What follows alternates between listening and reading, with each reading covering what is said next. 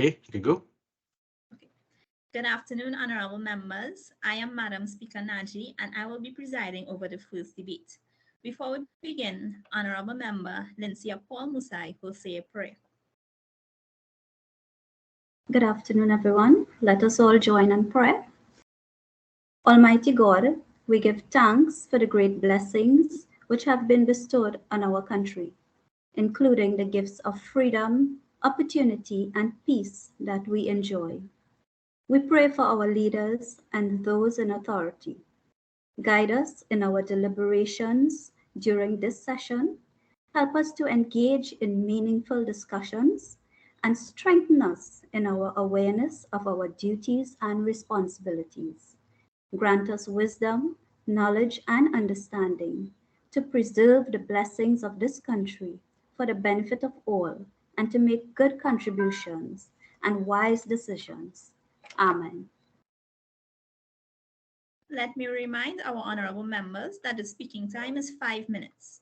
Our timekeeper, honorable member Mr. Andrew Glenn, will raise his hands for you to begin speaking, again when there is 1 minute left, and lastly when your time is up. All mics should be muted while I am speaking, as well as when the honorable members are presenting their standpoints. If you have a question, you may raise your hand. Let me now introduce the first topic for discussion. Leaders are born, not made. We will be having the proposition side, the government of France versus the opposition, the government of Portugal. We will now start with the first main speech by the Minister of Goalkeepers, Ms. Denise Joseph from the proposition team.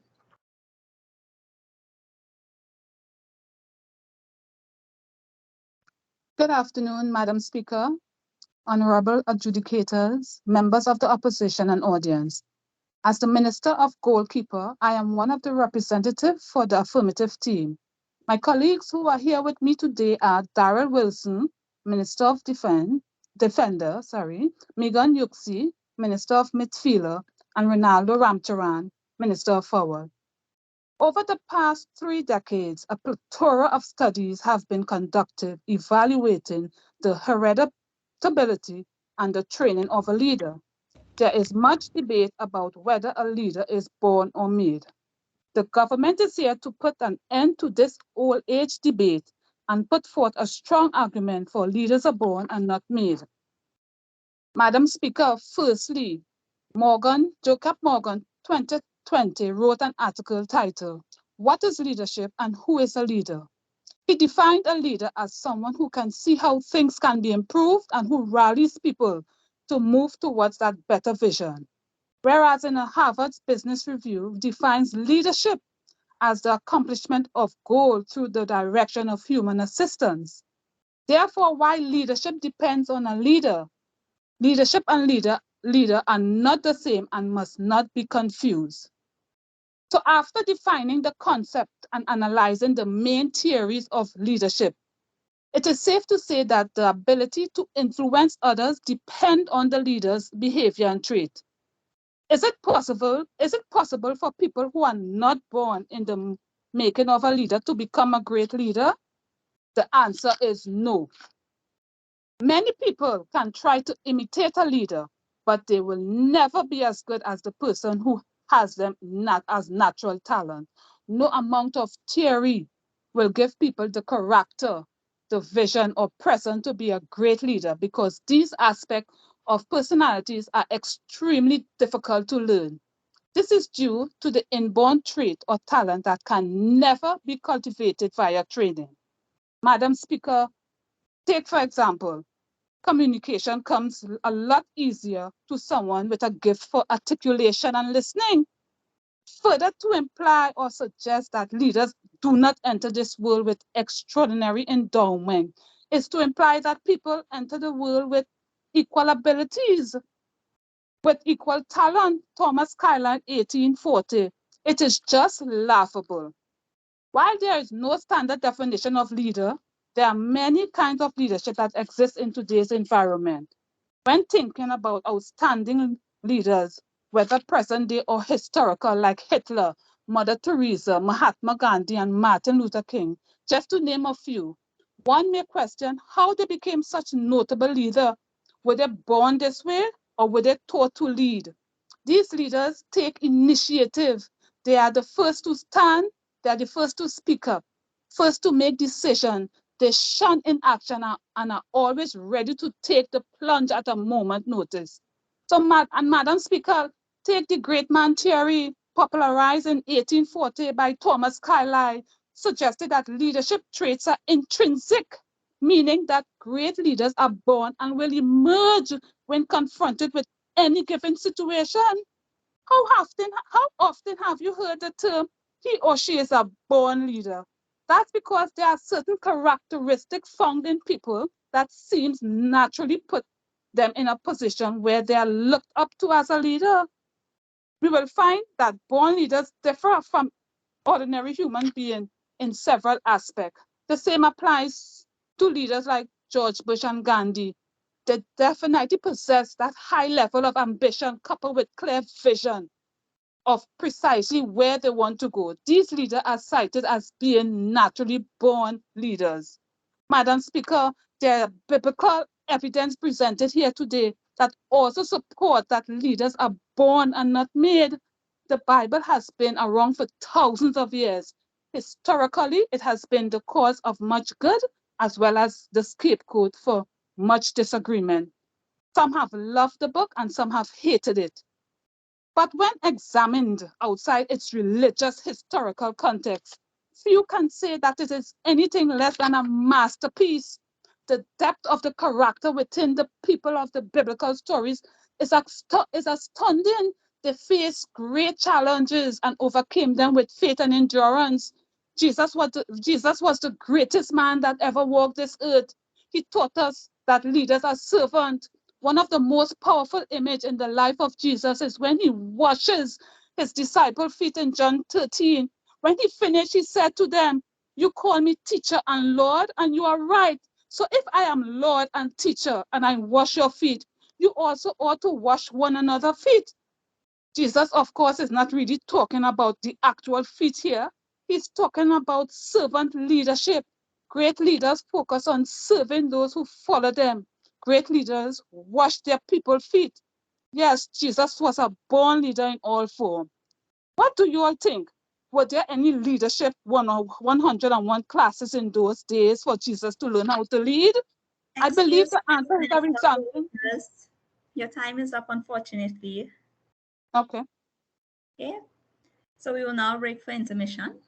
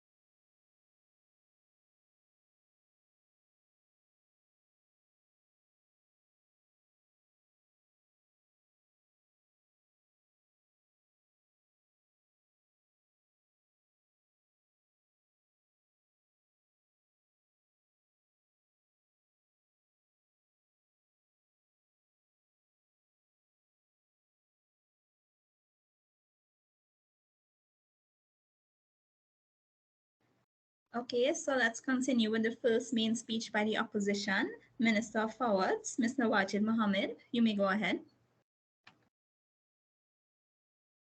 Good afternoon, Mr. Speaker, educators, and fellow members. I, Wajid Mohammed, Minister of Forwards, and my fellow members of the opposition, the government of France, are here to address the motion on leaders are born and not made.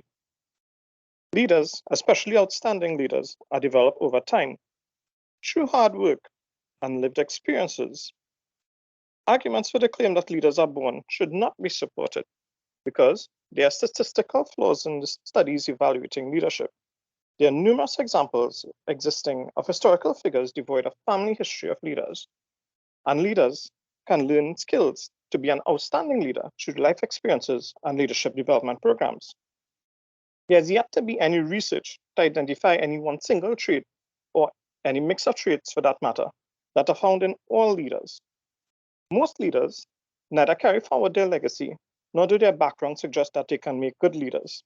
Genetic logic would suggest that by outstanding leaders are born to parents who are also leaders. And if this were true, the incidence of having identical twin leaders would be more prominent. And this obviously is not so. There would also be a lot more family of leaders.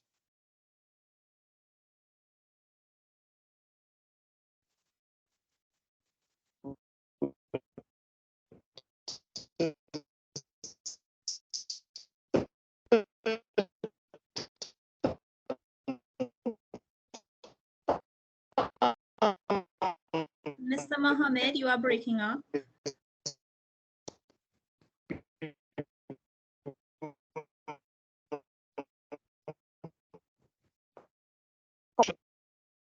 Children of great leaders do not necessarily become great leaders.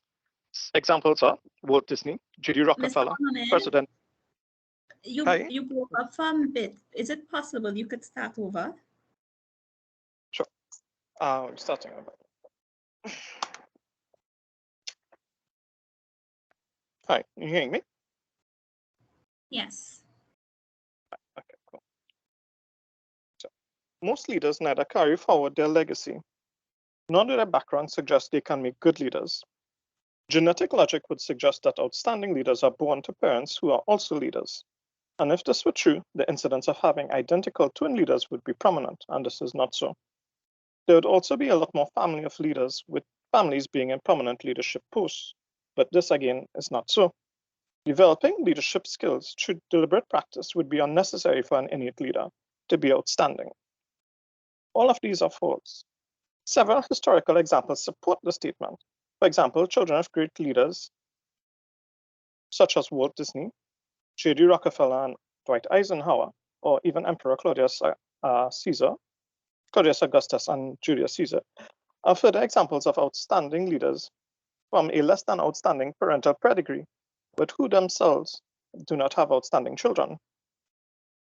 This shows that leadership skills are not hereditary traits, but they are skills which are learned through many processes.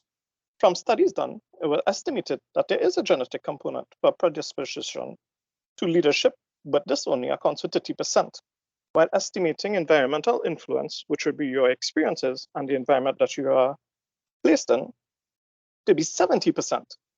Even more recent studies in molecular genetics estimated the heritability of leadership to be at a minimal, which is 24%.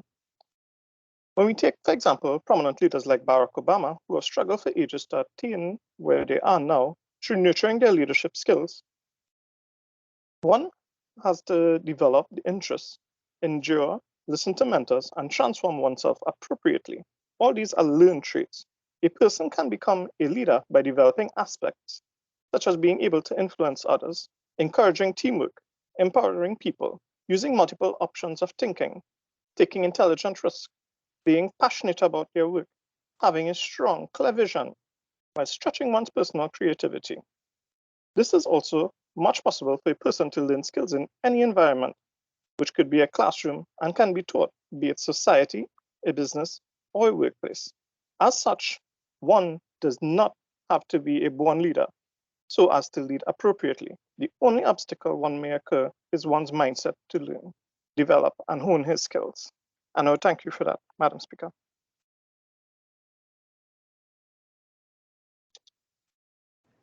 Thank you, Mr. Mohammed. We will now break for intermission.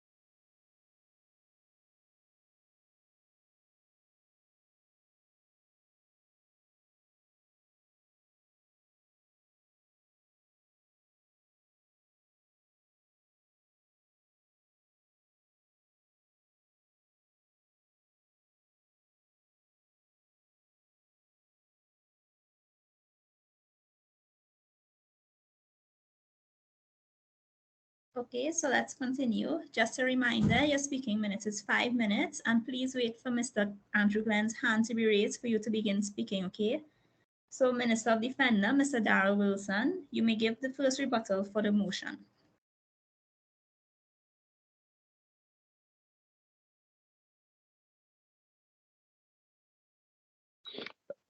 Good afternoon, everyone. Madam Speaker, I believe a leader is a person first. A person can read 100 leadership development books and attend all courses they like, but if those books or courses are focused on development of leaders rather than personal development of the individual as a person, then the training will not be effective, Madam Speaker. The reason for this is that the skills alone will either not be transferred to the workplace or transferred for a short while until the behavior pattern report to normal settings, which normally takes a couple of weeks, Madam Speaker. Madam Speaker, the trait theory of leadership suggests that certain inborn and natural qualities and characteristics make someone a leader. Madam Speaker, a born leader are people with natural capacity to effectively manage and lead groups of people to achieve collective goals. Instead of learning to become an effective leader, they have the automatic ability to inspire others and encourage them to follow their vision. Born leaders have self-confidence to lead and also have the will to continue to improve their leadership by identifying new skills to develop and practice different management styles. Madam Speaker. Madam Speaker, confidence is a trait that most successful leaders have in common. A confident leader believes in themselves, their vision, and encourage their followers to do the same. Confident leader communicate relationship building skills, which are both vital when it comes to achieving success. Remember, confidence is something a leader is born with, Madam Speaker. Self-confidence is a fundamental for effective leadership, making decisions when there is uncertain, unpredictable, and a good leader takes responsibility when choosing an uncertain outcome.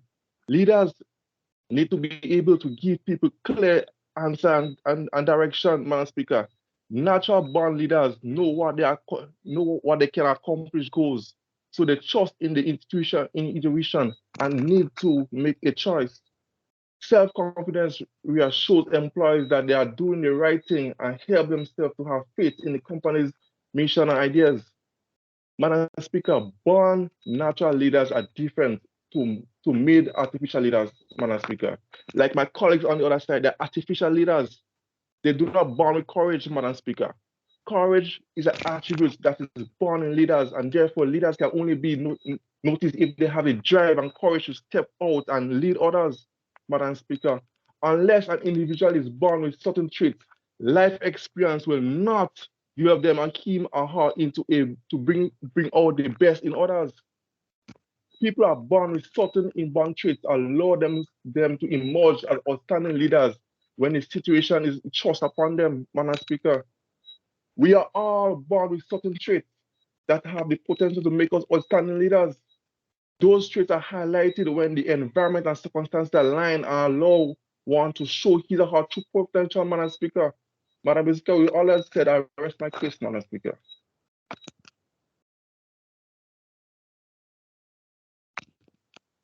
Thank you. We will now break for intermission.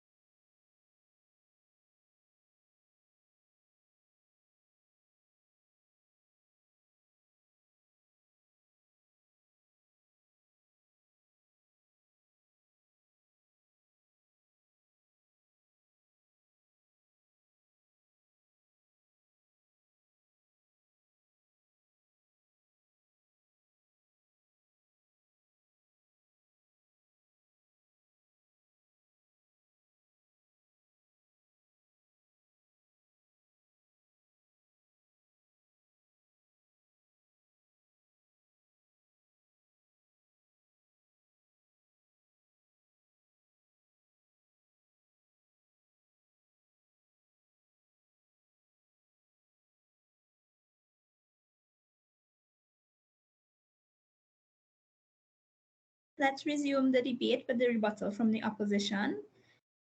Just to let you know, from the remaining time from Mr. Mohammed, you have 2 minutes and 30 seconds extra. So, Mr. Minister of Defenders, Mr. Vikas Chandy, you may go ahead.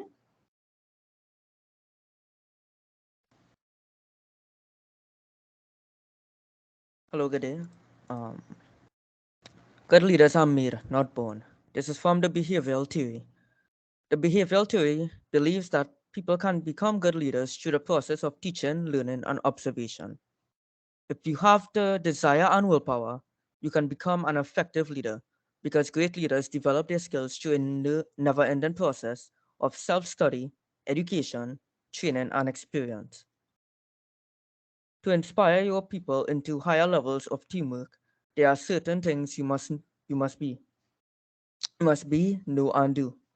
These do not come naturally and are acquired through continuous work and study. The best leaders are always continuing to work and study to improve their leadership skills.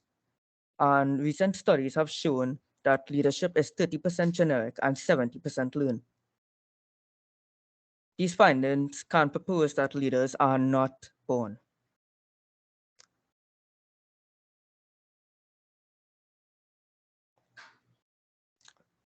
And that's my thing, Madam Speaker. Okay, thank you. We will now break for intermission.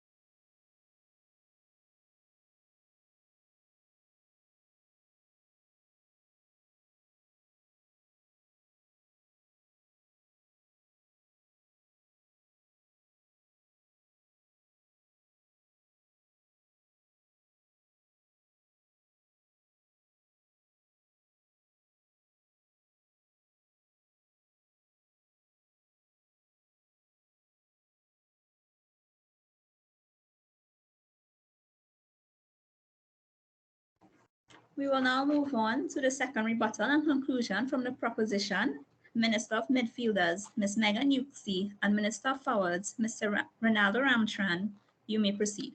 Just to let you know, you have about 1 minute and 40 seconds extra. Thank you. Ladies and gentlemen, Madam Speaker, good afternoon. I am the Minister of Midfielders. The statement, leaders are born, not made, is similar to an age-old argument, such as which came first, the chicken or the egg, nature versus nurture, or the classic to be or not to be. During this debate, we can finally put the age-old argument to rest. To define a statement, we need to understand what leadership is. It is the exercise of influence over others on behalf of the leader's purposes with the same aims and goals. A quote used earlier today by the Minister of Goalkeepers indicated that Thomas Carlyle suggests that leaders who do not enter the world with extraordinary endowment is to imply that people enter the world with equal abilities, with equal talents, and I'm here to lament on this fact. Firstly, Madam Speaker, if you look at the longest serving monarch, Queen Elizabeth II, who passed on September 8, 2022, though she was not in direct line of succession for the throne, she was born into royalty. Queen Elizabeth's family history goes way back to many years of generational leaders, taking reign of the British throne. She became the heir at just a tender age of 10 years when her uncle King Edward VIII abdicated the throne. As a teenager, she held regular broadcasts to boost the morale of British public during World War II, as any good leader would, and stepped into various state functions when her father's health was declining. It can be said, Madam Speaker, that due to this, it has laid the foundation for a born natural leader to lead.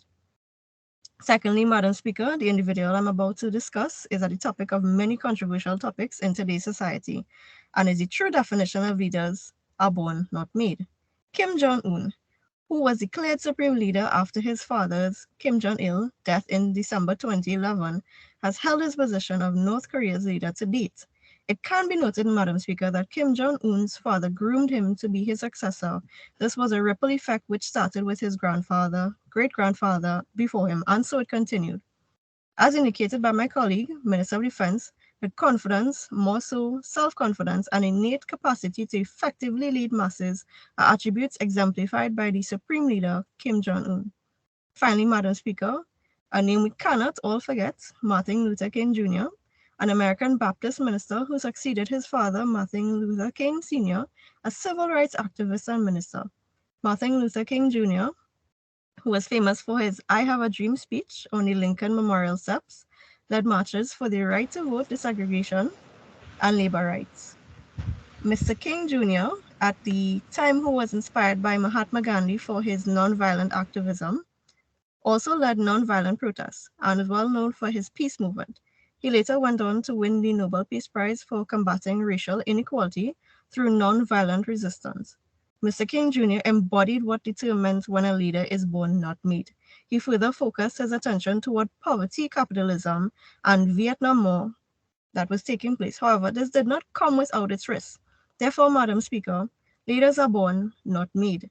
Though some leaders indicated here today would be seen in a negative light, it can be noted that evidence brought forward today can solidify the statement that leaders are born, not made. Thank you for listening. I now pass my time on to my colleague, Mr. Ronaldo Ramcharan. Madam Speaker, it is clear to see that leaders are born and not made. Leadership roles and skills can be learned and articulated to fit the environment that it is placed in.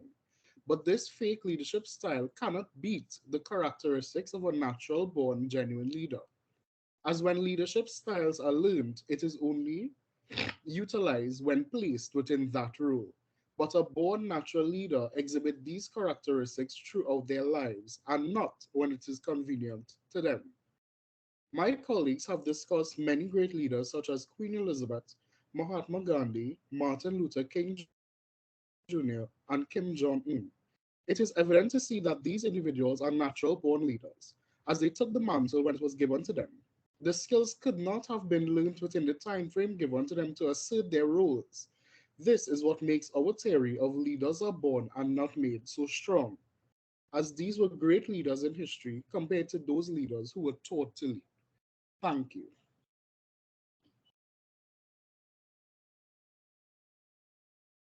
Thank you for that. We will now break for intermission.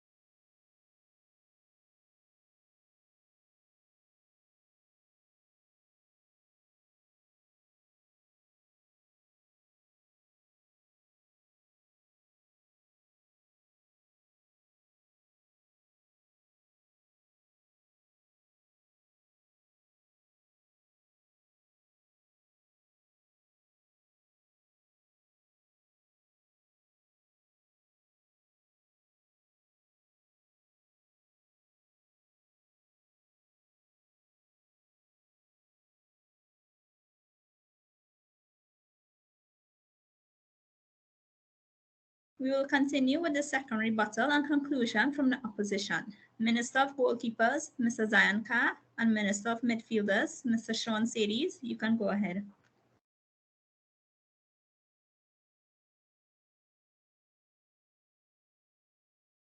Good day, Madam Speaker. It is difficult to say whether Martin Luther King was a born leader or made, as it is likely that both factors played a role in his development as a leader. It is clear that King had a natural talent for oratory and public speaking, which is an important quality for leaders to possess. He also had a strong sense of morality and justice, which likely contributed to his ability to inspire and mobilize others to action. However, it is also important to recognize that King's leadership abilities were developed and refined through his experiences and education.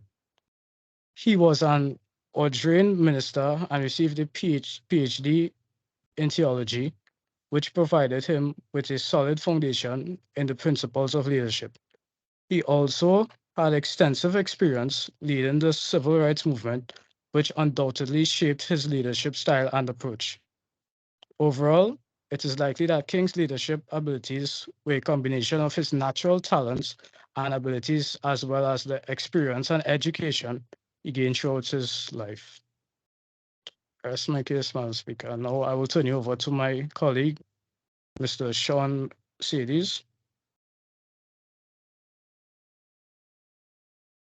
Good afternoon. Firstly, the Chair, Madam Speaker Najib. Secondly, all the ministers on government of France. And lastly, all the ministers of government of Portugal. In conclusion, Madam Speaker, it is clear that leaders are made and not born.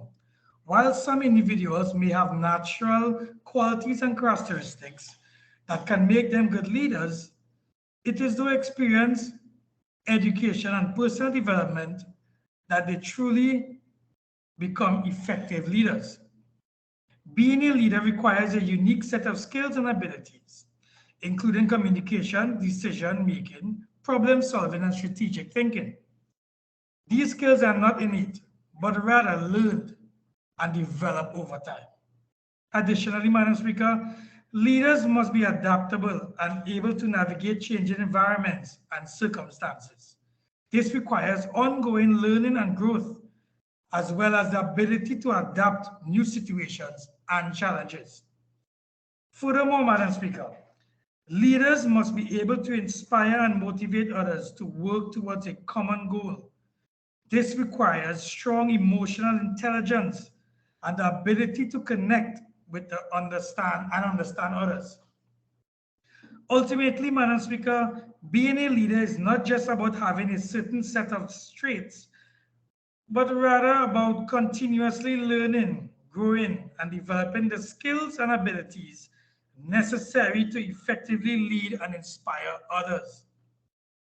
So in short, Madam Speaker, leaders are not born, but rather made through experience, education, and personal development. It is through these efforts that individuals are able to hone their leadership abilities and become effective leaders. Thank you, Madam Speaker. This brings us to the end of the debate on the topic, Leaders are Born Not Made. Thank you, honorable members, for your input. We will break for assessment and adjourn the House in 8 minutes.